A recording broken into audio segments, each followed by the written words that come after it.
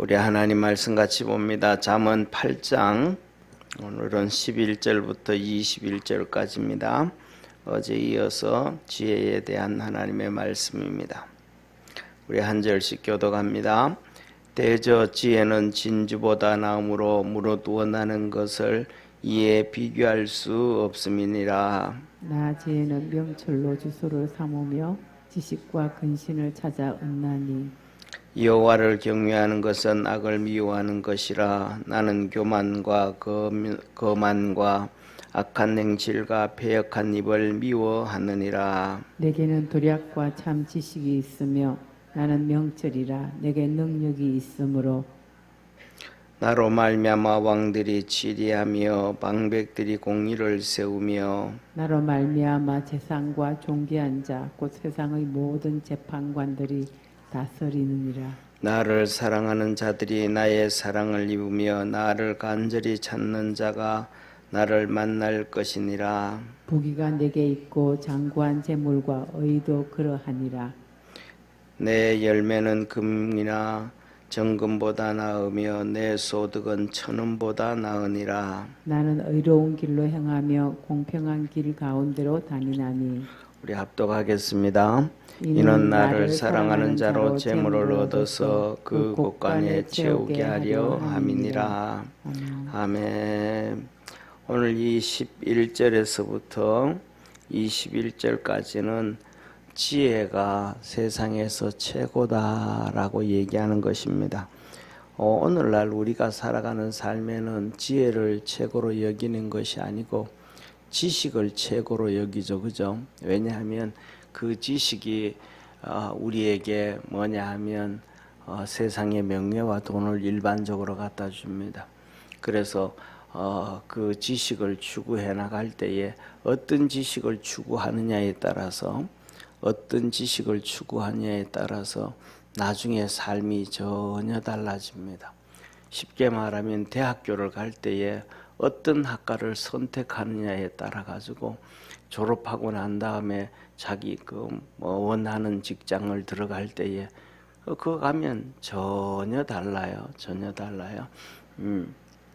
뭐냐면 어떤 공부를 하냐에 따라 달라진단 말이에요. 저희 집 애가 공부를 할 때 건축학을 하고 싶어 가지고 막 그랬어요. 아빠 건축학 하고 싶은데, 그래서 제가 물었죠. 야, 건축학 공부하기 쉽나? 그랬더니 아빠 공부하기 되게 어려워. 공부 여러 가지 해야 될 것도 많고. 그러면 학교 졸업하고 난 다음에 직장 들어가는 거는 어떠냐? 직장 들어가는 것도 좀 뭐 쉽지가 않지. 그러면 인컴은 어떠냐? 수입은 어떻게 되냐? 그것도 경험도 많이 쌓아야 되고 레벨로 탑으로 올라간 다음에나 돼야 되는데 그렇게 되자면 최소한 뭐 한 10년 이상은 고생해야지 그러는 거예요. 그럼 다른 공부는 또 뭐 하고 또 하고 싶은데, 그랬더니 컴퓨터 공학이 좀 하고 싶지 그래. 그래서 그거는 어떤데? 그거는 공부하기 좀 쉽지. 그리고 그 다음에 수입은 그랬더니 그거는 학교 졸업하자 말자 수입이 괜찮지 그래. 그러면 요새 뜨는 것이 뭐냐면 융합 예술이 학술이니까 같이 공부해야. 하나는 네 전공을 컴퓨터 공학을 하고 돈이 없으니까 그냥 건축학은 그냥 초청 이렇게 말할까 청강을 듣고 뭐 이렇게 하면 훨씬 네 생활하기에 좋을 것 같다. 그렇게 얘기를 해줬더니 예를 들어서 건축학을 공부하고 그 다음에 또 10년 고생하고 15년 고생하고 뭐 해도 집이 이렇게 지원해 줄 수 있는 상황이라 그러면 얼마든지 그걸 권유할 수 있잖아요. 근데 그게 안 되니까. 그랬더니 알았다고. 그래서 그렇게 쉽게 지가 원하는 길을 걸어가거든요. 사람들은 뭐냐면 어떤 공부를 하냐에 따라서 또 전혀 다릅니다. 또 어떤 연구원이 되느냐에 따라서 똑같은 연구원도 있지만 연구원은 있지만은 다 연구원이라고 그러지만은 그 연구하는 내용이 전혀 다르잖아요. 어떤 것을 연구하냐에 따라서 그에게 들어오는 수입도 이 연봉도 천차만별이고 전혀 다르단 말이에요. 그러니까 사람은 이 세상에 살아가는 세상의 지식은 어떤 걸 선택하냐에 따라서 전혀 다른 삶을 살아가게 되어지는데, 하나님은 우리에게 말하기를 그 지식이 중요한 게 아니고 진짜 지혜가 중요하다라고 말씀을 합니다. 자, 보세요. 지혜가 얼마나 중요하냐고 하나님 말씀하시냐면 11절부터 21절까지 말씀해요. 대저 지혜는 진주보다 나으므로 무릇 원하는 것을 이기에 비교할 수 없도다. 지혜와는 어떠한 것도 뭐 할 수 없다. 비교할 수가 없다. 그럽니다. 그런데 오늘날에는 이 지혜를 추구하는 것이 아니고 돈을 추구해가지고 금을 추구해가지고, 세상은 다 원래 그렇습니다.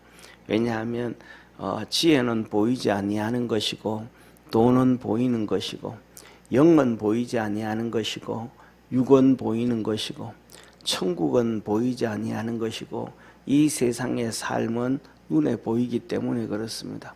그래서 그러나 중요한 것은 눈에 보이는 것이 영원한 것이 아니고 눈에 보이지 않는 것이 영원한 것이고 눈에 보이는 것이 귀한 것이 아니고 눈에 보이지 않는 것이 더 귀하다고 얘기합니다. 그래서 우리가 이분법을 얘기하잖아요. 이분법, 보이는 것과 보이지 않는 것. 그래서 보이는 것은 옛날에 그 이분법을 할 때 보이는 것은 악하고 추한 것이고 보이지 아니한 건 고귀하고 영원하다. 그래서 사람들은 뭐냐면 실질적으로 사람이 볼 때 잘생기고 멋있는 것보다는 그 마음이, 그 성품이 훨씬 더 귀하고 아름다운 거잖아요. 그렇죠? 그런 것처럼 오늘 여기서 얘기하는 것은 보이지 아니하는 이 지혜는 세상의 그 무엇과도 비교할 수 없다. 보이는 아무리 좋은 진주, 보물 그거하고도 지혜는 비교할 수가 없다. 이게 첫 번째로 얘기해요. 그러면서 지혜가 자기를 정리를 합니다. 지혜를 정리를 해요. 12절 한번 보시기를 바랍니다. 12절부터 지혜를 정리하는데 지혜는 명철로 주소를 삼으며 지식과 근신을 찾아 얻나니 여호와를 경외하는 것은 악을 미워하는 것이라. 나는 교만과 거만과 악한 행실과 패역한 입을 미워하느니라. 지혜가 정리를 합니다. 한마디로 말하면 지혜는 뭐라고 하냐? 겸손이다. 이렇게 얘기를 합니다. 보세요. 명철로 주소를 삼고 지식과 근신을 찾아 얻고 여호와를 경외하는 것하고 악을 미워하고 교만과 거만과 악한 행실과 패역한 입을 미워하느니라. 이 사람들은 뭐냐 하면 어느 순간 이렇게 자기도 모르는 사이에 된 것도 아닌데도 되어진 것처럼 사람들은 설치면서 살아가요. 어느 순간 뭐냐 하면 자기가 알지도 못하는데도 다 아는 것처럼 고집을 하면서 살 때도 많아요. 그러니까 이게 뭐냐면 우리 속에 살아가는 삶에서 보면 나도 모르는 사이에 그냥 어느 순간 보면 이 교만이 털을 딱 잡고 있고 오만함이 털을 자리 잡고 있더라. 겸손은 어느 순간 겸손이 자리를 잡는다는 것은 없습니다.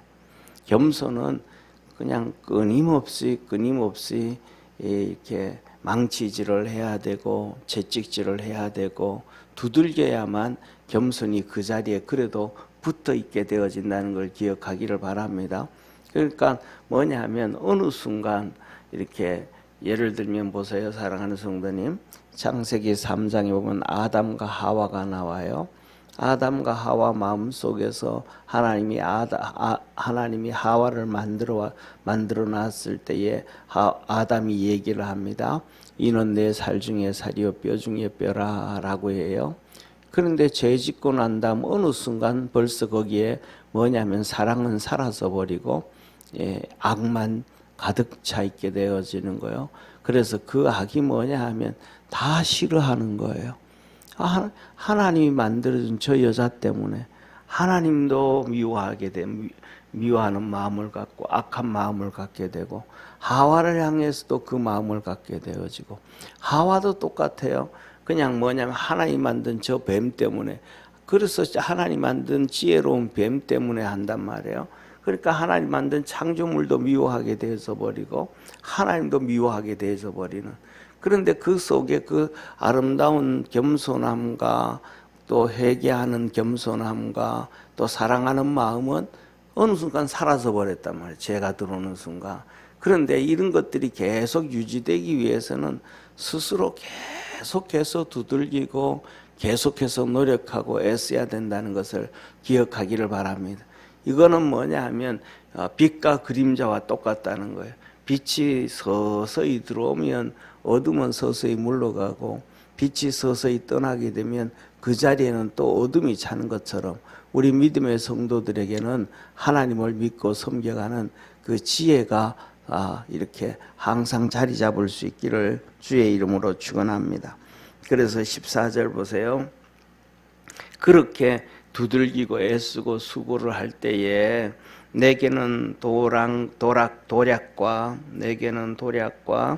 이 도략이라는 얘기는 다른 말로 하면 지략이라는 거예요. 지략과 참 지식이 있고, 나는 명철이라 내게 능력이 있으므로 나로 말미암아 왕들이 지리를 하며 방백들이 공의를 세우며. 이 지혜가 있어야 위정자들도 왕들도 방백들도 나라를 다스리고 이렇게 해간다. 지혜가 없으면 다시 그걸 못 해나간단 말이에요. 그래서 그걸 보고 뭐냐면 폭군이라 그런다면 폭군. 그 속에 뭐가 없으니까, 지혜가 없으니까 폭군이라 그런단 말이에요. 나로 말미암아 재상과 여기서 얘기하는 이 재상이라는 얘기는 바로 지도자들을 얘기해요. 나로 말미암아 지혜로 말미암아 재상과 지도자들과 존귀한 자 곧 세상의 모든 재판관들이 다스리니라. 그래서 세상을 다스리는 이 사람들과 또 재판관들에게는 뭐가 있어야 되더라? 지혜가 있어야 되더라. 지혜가 없으면 세상의 재상들 위에 있는 사람들, 지도자들이 다스릴 수도 없고 판사들이 재판을 할 수도 없다. 재판을 할 수도 없다. 이 뭐가 하면 지혜가 있어야만 된다라고 말씀을 해요. 그래서 나를 사랑하는 자들이 나의 사랑을 입으며, 이 본문은 잠언에도 나오지만은 또 우리 주님께서 예레미야에서도 그러고 몇 번에 걸쳐서 똑같은 말씀을 말씀하시죠. 나를 사랑하는 자들이 나의 사랑을 입으며 나를 간절히 찾는 자가 나를 만날 것이라. 우리 주님도 그러시잖아요. 나를 찾는 자를 내가 만나 주신다.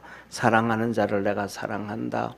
지혜도 똑같이 얘기해요. 그러니까 여기서 얘기하면 이 지혜는 세상에서 오는 지혜가 아니고 이 삶에서 오는 지혜가 아니고, 이 지혜는 하나님으로부터 온다는 걸 믿으시기를 바랍니다. 그래서 야고보서 1장에 말씀합니다. 지혜가 부족하거든 후히 주시고 꾸짖지 아니하시는 하나님께 구해라. 지혜는 세상에서 오는 거 아니고 하나님께로부터 온다.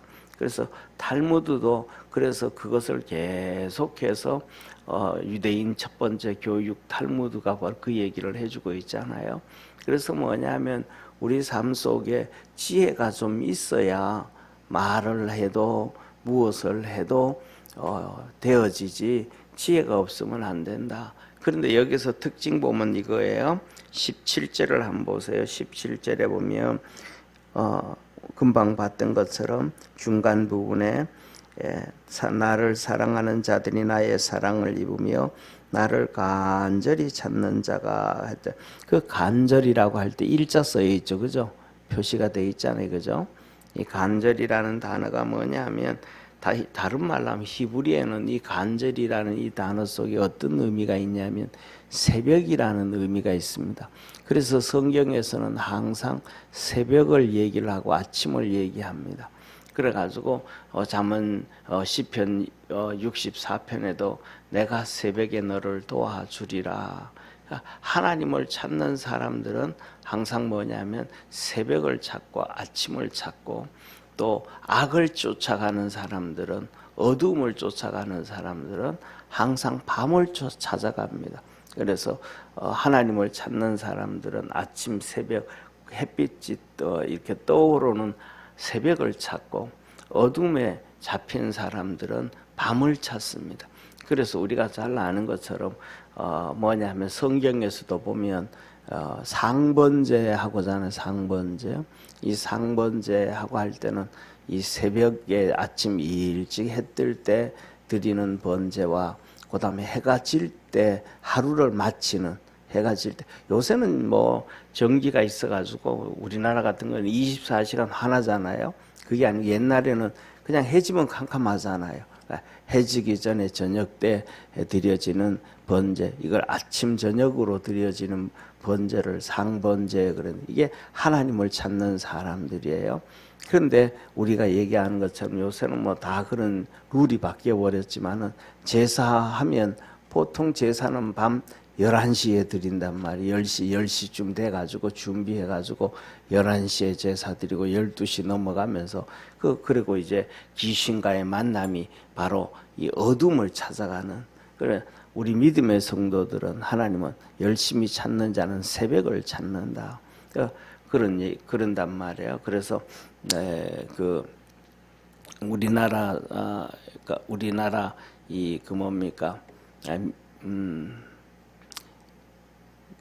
이스라엘의 히브리대 대학 아주 유명한 교수가 있었는데, 그분 이제 히브리인들은 구약 성경을 보잖아요. 구약 성경. 근데 성경 연구하는 분이에요. 그분이 이제 성경 연구하고 언어에 대한 특별한 뭐라 그럴까, 이렇게 은사를 가지고 있는, 능력을 가지고 있는데, 이 성경 해석을 하면서 그 중에서 구조 분석을 했던 분이에요. 그분이 하는 얘기가 뭐냐면, 마지막으로 그가 뭐냐면 그런 얘기를 한국에도 우리나라에도 이렇게 몇 번 왔다 가셨던 분이라고 그러는데, 한국은 다른 민족보다가도 누구보다가도 새벽 예배를 정말로 드리는 것이 귀하다, 그런 얘기를 하면서, 한국이 새벽 예배가 살아있는 이상은 나라도 살고 가정도 살고 다 살 수 있다.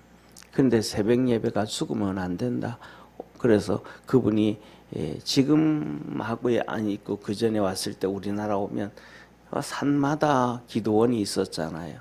삼각산 같은 경우에는 정말로 그 박정희 대통령 시대, 전두환 대통령 시대, 이때는 이제 입상 금지 같은 게 있었어요. 그 삼각산에 못 올라가게 막 해서, 그 위에 가면 텐트 쳐놓고 하면 인공위성을 찍으면 막 그렇게 보기가 싫잖아요. 그래서 구청 직원들이 와가지고 그 막 그냥 기도하는 사람들 쫓아내려고 텐트 친 것도 다 이렇게 없애고 막 그러면, 또 하여튼 제가 보기에는 우리나라가 복을 받는 것은 믿음의 권사님들에 의해서 그렇다, 그런 생각이 들어요. 왜냐하면 저도 이제 신학교 그때가 83년, 84년도였는데, 그 삼각산 올라가면 그 밑에 올림피아 호텔이 그때 있었어요. 지금은 모르겠습니다.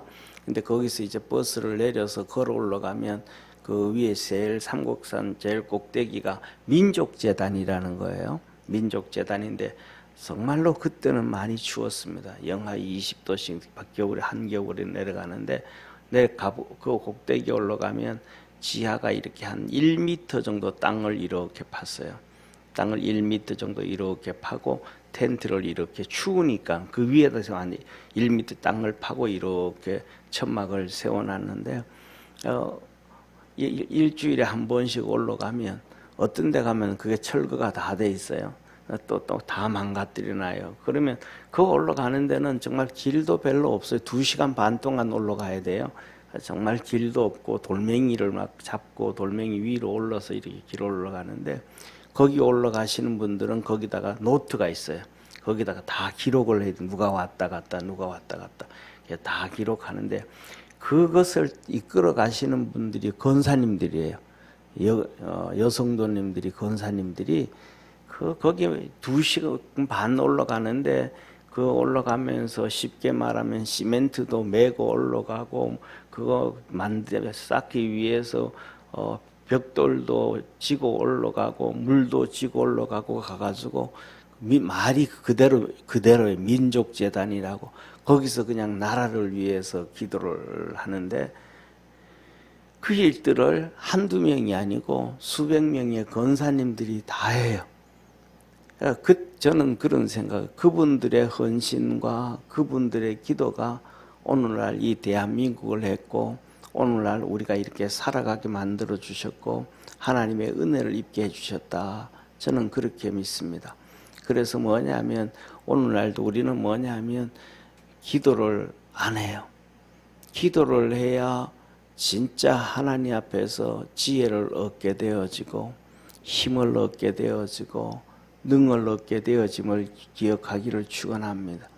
기도를 하지 아니하고 내가 깨어지는 기도를 하지 아니하면, 나도 모르는 순간 이 세상에 뿌리를 내려가지고, 주님이 내 속에 계신 것이 아니고 내가 세상 속에 뿌리를 내려져 있는 거예요.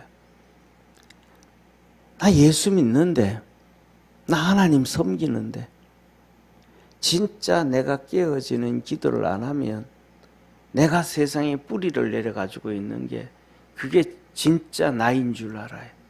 진짜 구원받은 나인 줄 알아요.